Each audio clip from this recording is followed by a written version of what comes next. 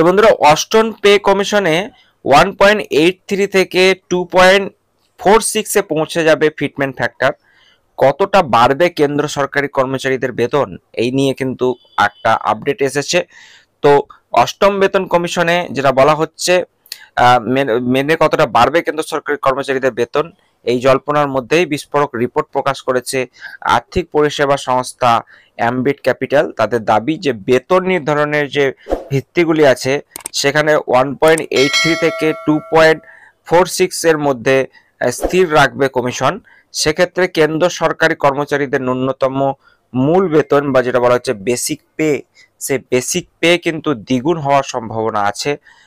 যদিও সরকারিভাবে এখনো এই নিয়ে কোনো ঘোষণা করেনি অর্থমন্ত্রী বা অর্থমন্ত্রক। আর্থিক বিশ্লেষকদের দাবি বেশ কয়েকটা ভিত্তির ওপর নির্ভর করে সরকারি কর্মচারীদের মূল বেতন যেটা রয়েছে সেই মূল বেতন নির্ধারণ এবং সংশোধন করেছে কিন্তু কমিশন, এবং সেক্ষেত্রে একেই বলে ফিটমেন্ট ফ্যাক্টর। নিয়ম অনুযায়ী সংশোধিত মূল বেতন ঠিক করতে বর্তমান বেসিক পের সঙ্গে ফিটমেন্ট ফ্যাক্টরকে গুণ করা হয়, এটা আপনারা অনেকেই জানেন। একটি উদাহরণের সাহায্যে বিষয়টা বুঝে নেওয়া যেতে পারে। যেমন বর্তমানে কেন্দ্র সরকারি কর্মচারীদের ন্যূনতম মূল বেতন রয়েছে 18,000 টাকা ধার্য।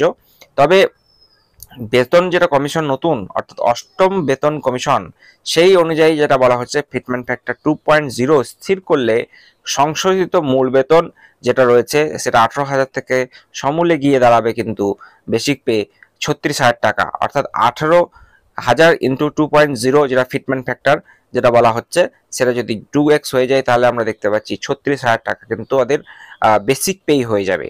অর্থাৎ সেক্ষেত্রে একটা হিউজ বেতনে ফারাক আসতে চলেছে। অ্যাম্বিট ক্যাপিটালের রিপোর্ট অনুযায়ী ফিটমেন্ট ফ্যাক্টর 1.83 থেকে 2.46 এর মধ্যে থাকলে কেন্দ্র সরকারি কর্মচারীদের ন্যূনতম মূল বেতন যেটা আগে 18,000 ছিল সেটা কিন্তু 32,940 থেকে যদি 2.46 হয়ে যায় তাহলে সেটা 44,280 টাকার মধ্যে কিন্তু ঘোরাফেরা করবে। গত বছর নভেম্বরে অষ্টম বেতন কমিশন নিয়ে মুখ খোলেন national council of joint consultative machinery যে সচিব রয়েছে শিবগোপাল মিশ্র। তার অনুমান বেতন নির্ধারণের ভিত্তিগুলি ফিটমেন্ট ফ্যাক্টর অন্তত 2.86 যেটা রয়েছে সেটাতে গিয়ে দাঁড়াবে।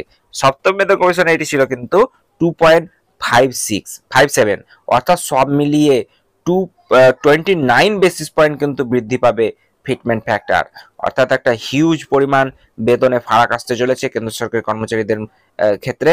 তবে আমাদের রাজ্যে দেখতে পাচ্ছি কি, আমাদের রাজ্যে কিন্তু এই নিয়ে কোনো হেলদোল নেই। আমাদের রাজ্যে যে বঞ্চিত বকেয়া ডিএ, সে বকেয়া ডিএ 25% নিয়েই কোনো হেলদোল নেই। অর্থাৎ আপনারা দেখেছেন যে 25% ডিএ দেওয়ার যে ডেট সেটা পেরিয়ে গেলেও সরকারের কিন্তু কোনো হেলদোল নেই। তারা সে বারবার আমরা দেখতে পাচ্ছি যে সুপ্রিম কোর্ট আর হাইকোর্ট এই কিন্তু করে বেড়াচ্ছে। তো আগামী দিনে আমাদের রাজ্য সরকারের কি স্ট্যান্ড সেটার দিকে অবশ্যই নজর থাকবে। তবে কেন্দ্র সরকারি কর্মচারীদের মুখে কিন্তু হাসি ফুটতে চলেছে, সেটা বলার অপেক্ষা রাখছে না। তবে আর্থিক পরিষেবা সংস্থা যেটা রয়েছে অ্যাম্বিটের, তারা কিন্তু অনুমান যে কেন্দ্র সরকার কর্মচারীদের মূল বেতন 14% বৃদ্ধি করবে অষ্টম বেতন কমিশন। এর মধ্যে অন্তর্ভুক্ত থাকবে মহার্ঘ ভাতা বা ডিএ। ন্যূনতম সর্বাধিক 54% পর্যন্ত বৃদ্ধি হতে পারে, যার মধ্যে সামঞ্জস্য রেখে বাড়বে বাড়ি ভাড়া ভাতা এবং পরিবহন ভাতা, অর্থাৎ ট্রাভেল অ্যালাউন্স এবং হাউস রেন্ট, এই চারে যেটা বলা হচ্ছে সেই দুটো কিন্তু বাড়তে চলেছে। বিশেষজ্ঞদের দাবি অষ্টম বেতন কমিশনে কেন্দ্রীয় সরকারের পদস্থ কর্মচারীদের মূল বেতন বৃদ্ধি পাবে প্রায় 20%।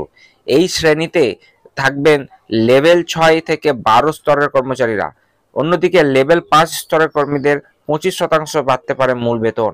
তো কমিশনের রিপোর্টের অর্থ যেটা বলা হচ্ছে করলে 50 লক্ষের বেশি কেন্দ্রীয় সরকারি কর্মচারী এবং 65 লক্ষ বেশি পেনশনভোগীরা উপকৃত কিন্তু হবেন এই বেতন কমিশনের আওতায়। আগামী বছর শেষ হবে সপ্তম বেতন কমিশনের মেয়াদ, অর্থাৎ 2026-এর একদম ডিসেম্বরের 31 তারিখে আমরা দেখতে পেয়েছি যে এটা কিন্তু শেষ হবে। কেন্দ্রীয় মন্ত্রী অশ্বিনী বৈষ্ণব জানিয়েছেন যে অষ্টম বেতন কমিশন যাতে সময়ের মধ্যে সুপারিশ করতে পারে এবং 2026 সাল থেকে তা কার্যকর করা যায় সেই লক্ষ্যে অনুমোদন দিয়েছে কেন্দ্রের নরেন্দ্র মোদী সরকার। অর্থাৎ 2026 সাল থেকেই এই যে বেতনের যে একটা পরিমাণ সেটা কিন্তু হিউজ পরিমাণ বিস্তর হতে চলেছে তা বলার অপেক্ষা কিন্তু রাখছে না।